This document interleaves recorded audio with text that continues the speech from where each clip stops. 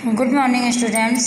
आज हम लोग हिंदी सेकेंड की बुक में चैप्टर 16 सर्वनाम की एक्सरसाइज फिल करेंगे। इसमें देखिए सबसे पहले आज की डेट डालेंगे 10/9/20। फिर कोटेशन, मनुष्य स्वयं अपने भाग्य का निर्माता होता है। इसके बाद क्वेश्चन नंबर 1, उचित उत्तर में टिक लगाकर वाक्य पूरे कीजिए। यहाँ पर देखिए रिक्त स्थान दिए गए हैं और यहाँ 3 ऑप्शन दिए गए हैं, तो जो विकल्प सही है उस पर आप टिक करेंगे, उसके बाद उसको भर देंगे। जैसे वाले शब्दों को सर्वनाम कहते हैं, तो कौन से शब्दों को? कि संज्ञा के स्थान पर प्रयोग होने वाले शब्दों को सर्वनाम कहते हैं। तो यहाँ पर टिक लगाएंगे और इसको लिख करके वाक्य की पूर्ति कर देंगे। पुरुषवाचक सर्वनाम के कितने भेद होते हैं? 3 भेद होते हैं। तो यहाँ पर 3 पे टिक करेंगे और यहाँ पर 3 भर देंगे।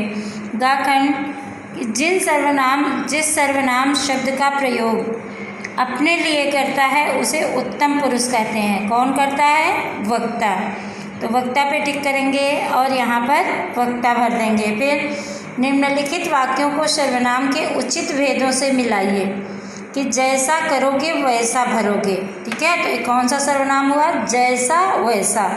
इन दोनों में संबंध है कि जैसा करोगे वैसा ही मिलेगा। तो इसको किससे जोड़ेंगे? संबंधवाचक सर्वनाम। तुम्हारा क्या नाम है? तो यहाँ पर देखिए प्रश्न चिन्ह लगा हुआ है, तो ये प्रश्नवाचक सर्वनाम। मैं अपने आप तैयार हो गया। अपने आप मतलब निजवाचक। दरवाजे पर कोई खड़ा है, मतलब निश्चय नहीं है कौन है, इसलिए अनिश्चयवाचक सर्वनाम। मुझे उसकी याद आ रही है। उसकी कौन होता है? अन्य पुरुष। तो इसको अन्य पुरुषवाचक से जोड़ेंगे। कोष्टक में दिए उचित सर्वनाम शब्दों से रिक्त स्थान भरिए। इसमें देखिए 2-2 शब्द दिए गए हैं, जिसमें से कोई एक सही है उसको लगा करके वाक्य पूरा करना कि मेरी माँ ने मुझे बुलाया है। यहाँ देखिए दिया गया कौन और मुझे, तो मेरी माँ ने कौन बुलाया है, तो वाक्य गलत होगा, इसलिए मेरी माँ ने मुझे बुलाया है। वह मेरी मित्र है। जैसा करोगे वैसा भरोगे। अपने आपको अपना काम स्वयं करना चाहिए। मुझे आपकी प्रतीक्षा रहेगी। नेता वह होता है जो जनता की सेवा करे। हमें मेहमानों का स्वागत करना चाहिए। इसके बाद देखिए क्वेश्चन नंबर 4, रेखांकित सर्वनाम शब्दों की अशुद्धियों को शुद्ध करके वाक्य पुनः लिखिए। कि यहाँ पर रेखांकित जो दिया गया है यह गलत है। सर्वनाम संबंधी अशुद्धियाँ हैं, तो उसको सही शब्द जोड़ करके, सही सर्वनाम जोड़ करके उसको लिखना है फिर से। कि वहाँ ने काम कर लिया, तो ये कोई शब्द ही नहीं बना कि काम करने वाला व्यक्ति है और वहाँ तो कोई स्थान है, इसलिए यहाँ पर उचित सर्वनाम क्या होगा? उसने काम कर लिया।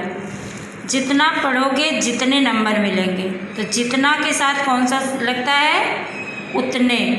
जितना पढ़ोगे उतने नंबर मिलेंगे।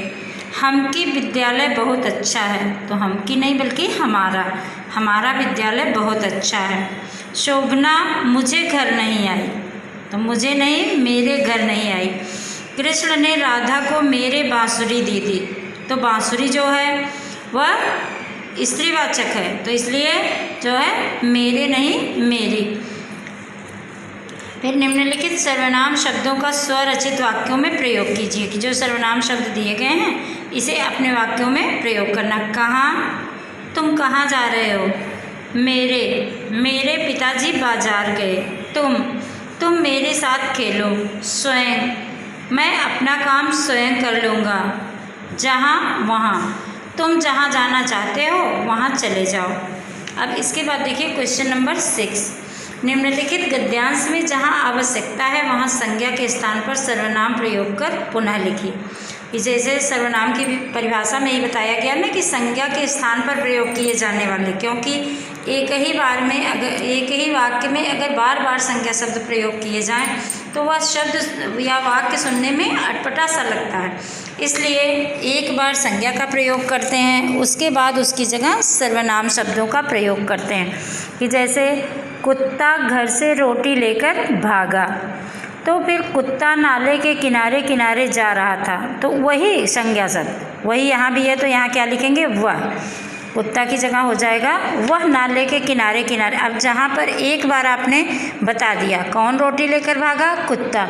अब उसी के बारे में जब बताया गया है तो जहाँ जहाँ लिखना होगा वह उसने ऐसे शब्दों का प्रयोग करेंगे कि वह नाले के किनारे किनारे जा रहा था, उसने नाले के पानी में अपनी परछाई देखी, वह लालच में फंस गया, जब उसने भौंकना चाहा तो उसके मुंह से रोटी गिर गई। क्योंकि एक बार आपने प्रयोग कर दिया है तो बार बार वही शब्द नहीं प्रयोग करेंगे, उसकी जगह वह और उसने शब्दों का प्रयोग करेंगे।